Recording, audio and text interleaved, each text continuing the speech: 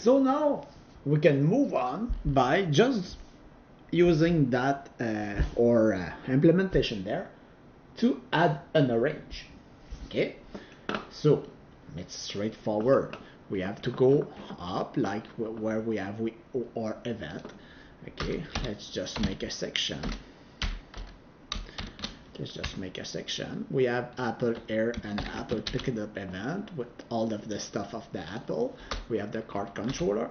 Let's go Air and define orange section.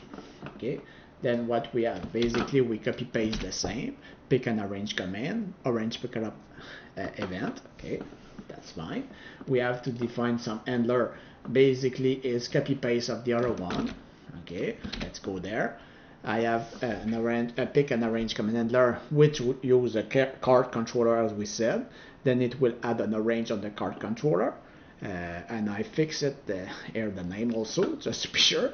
And we have an arrange pick it up event handler, which will add something in the cart. And then on handling, it will add an arrange.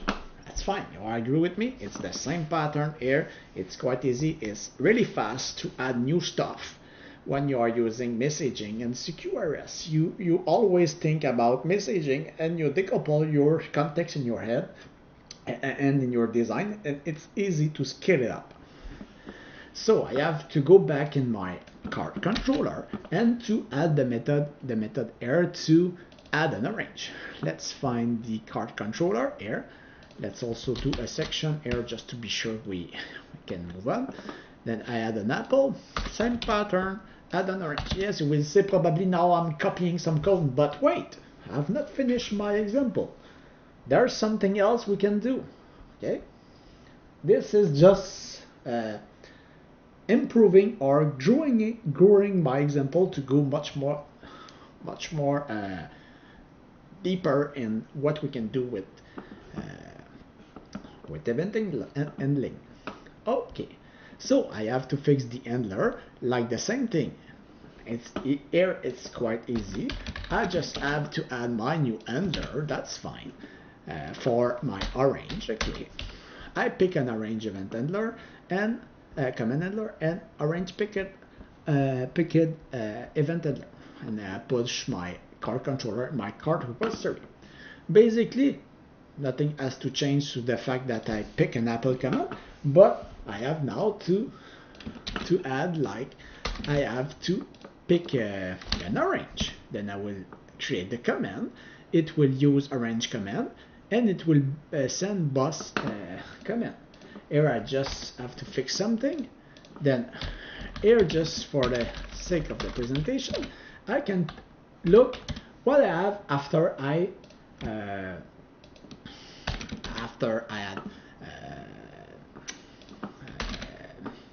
add an apple. Then what I have in my apple after picking an apple, and basically I copy paste the same code.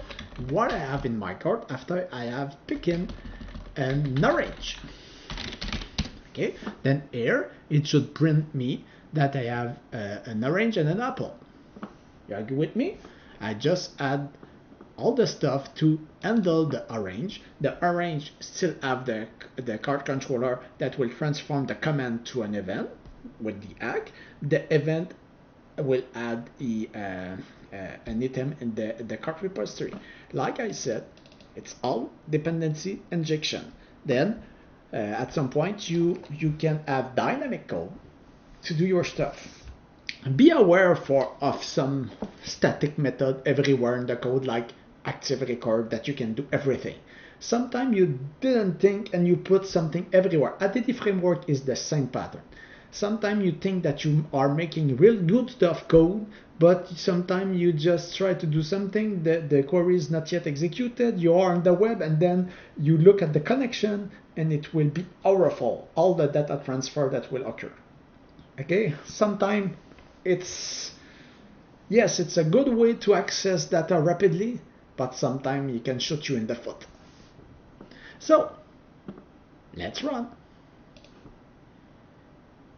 Then what I have in my card, after I add an apple, I just have an apple. Then after I add an orange, I have apple and orange. Okay. We move on to something else. By example, how I know how much apple and orange I have in my inventory.